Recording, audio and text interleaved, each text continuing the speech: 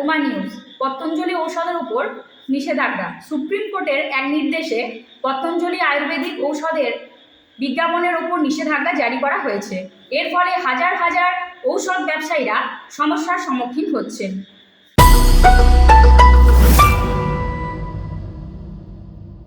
বেলেরায় road অ্যাক্সিডেন্টে মৃত এক।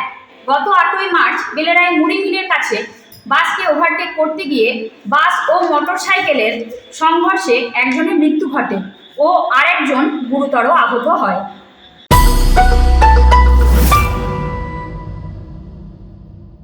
আজ ভোটের দিন ঘোষণার পূর্বে কিরনার থানা এলাকায় কেন্দ্রীয় বাহিনী রুটমার্চ করেন।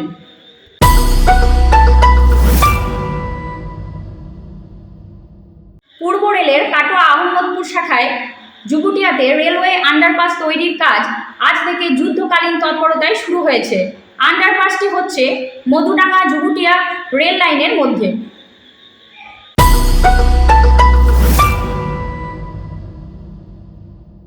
সাঁইথিয়ায় পথ দুর্ঘটনায় মৃত এক। গত 8ই মার্চ তারিখে সাঁইথিয়ায় এক রোড অ্যাক্সিডেন্টে এক সিভিক ভলেন্টিয়ার মারা যায় ও 2 জন গুরুতর আহত হয়। এর প্রতিবাদে জনগণ রাস্তা অবরোধ করে।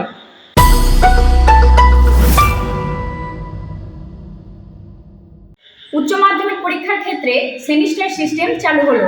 পশ্চিমবঙ্গ উচ্চ মাধ্যমিক বোর্ড উচ্চ মাধ্যমিক পরীক্ষার ক্ষেত্রে সেমিস্টার ব্যবস্থা চালু করতে চলেছে। এবছরে যারা উচ্চ মাধ্যমিক ভর্তি হবে তাদেরকে সেমিস্টার সিস্টেমে পরীক্ষা দিতে হবে।